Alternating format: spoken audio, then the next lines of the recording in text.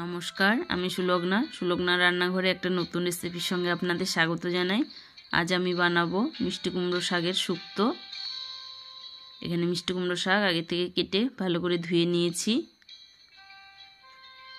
এখন শুক্তোতে যে বেগুনটা ব্যবহার করব, বেগুনটা একটু হলুদ লবণ দিয়ে ভেজে তুলে রাখবো। ভিডিওটা পুরো দেখার জন্য অনুরোধ রইল। ভিডিওটা দেখে একটা লাইক করবেন, কমেন্ট শেয়ার করবেন। আর আমার চ্যানেলে নতুন বন্ধু হয়ে থাকলে প্লিজ চ্যানেলটাকে সাবস্ক্রাইব করবেন। আর ফেসবুক থেকে দেখলে প্লিজ ফলো করবেন।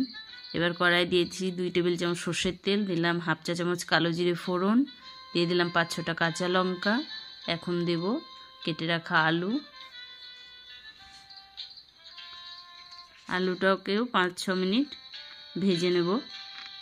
নিয়ে দিয়ে দেব কেটে রাখা মিষ্টি কুমড়ো শাক,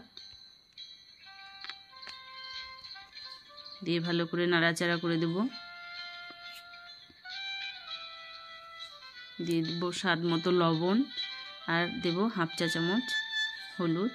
শাকে বেশি হলুদ লাগে না, তাই হলুদের পরিমাণটা খুব কম দিলাম।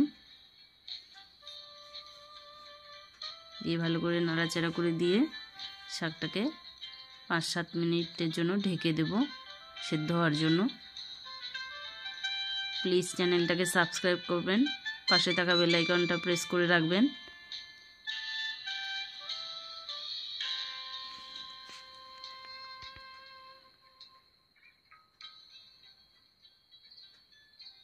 এবার দিয়ে দিচ্ছি ভেজে রাখা বেগুনটা, দিয়ে সমস্ত সবজি আবার 2-4 মিনিট ভাজবো। এবার দিয়ে দিলাম 2 টেবিল চামচ সর্ষে বাটা, আর মিক্সিটা ধুয়ে দিয়ে দিলাম 1 কাপ জল। এবার এখন সবজিটা 5-7 মিনিট আবার ভালো করে কষাবো।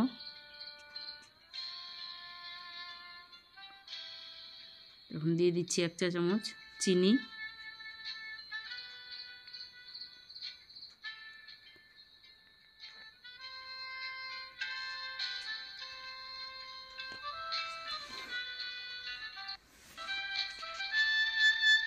সবজিটা প্রায় সেদ্ধ হয়ে এসেছে।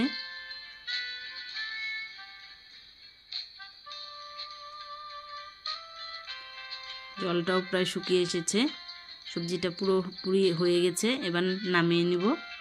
ধন্যবাদ।